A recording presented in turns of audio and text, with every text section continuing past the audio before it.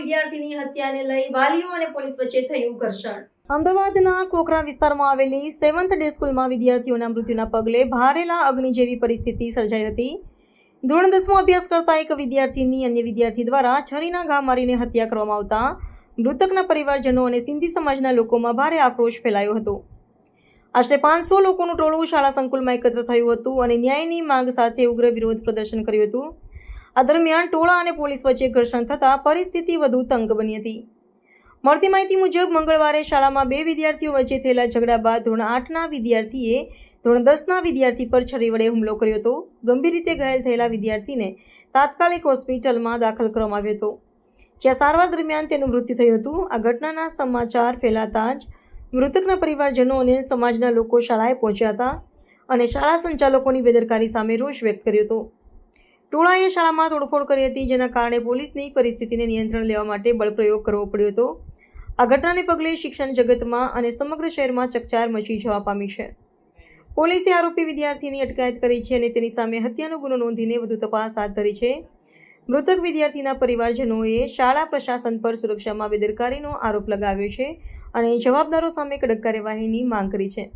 હાલમાં શાળાની આસપાસ પોલીસનો ચુસ્ત બંદોબસ્ત ગોઠવી દેવામાં આવ્યો છે અને પરિસ્થિતિ પર નજર રાખવામાં આવી રહી છે। પહેલા તો આ દુઃખદ ઘટના છે, એમના પરિવારને હું હૃદયપૂર્વકની સાંત્વના આપું છું, પરંતુ ઘણા સમયથી આપણે જોતા આવ્યા છીએ કે આ એક સામાજિક ચિંતન અને મનન કરવાનો સૌનો વિષય છે।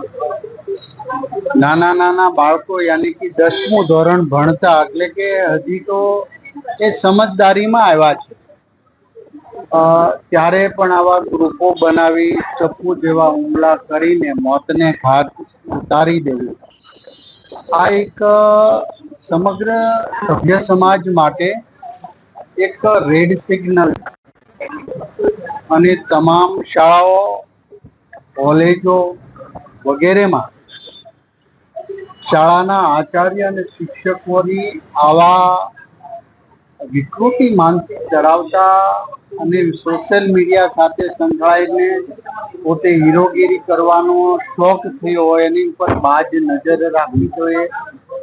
આ કેસની અંદર સંપૂર્ણપણે તપાસ માટે અમારા જિલ્લા શિક્ષણની ટીમ ત્યાં પહોંચવા આવી છે, અથવા તો પહોંચી ગઈ હશે। હું કેબિનેટમાંથી બહાર આવ્યો ત્યારે હમણાં જ હજી મારે એમના કોઈ વાલી સાથે કે શાળાના કોઈ સંચાલક કે આચાર્ય સાથે વાત થઈ નથી, પરંતુ મારી ઓફિસ પર જઈ પોલીસ જે તે વિભાગના પોલીસ વડા સાથે, શાળાના સંચાલકો સાથે વાત કરી અને આમાં તટસ્થ તપાસ થાય, આ એક સ્ટડી થાય કે આવી વિકૃતતા બાળકોમાં કેમ આવી રહી છે।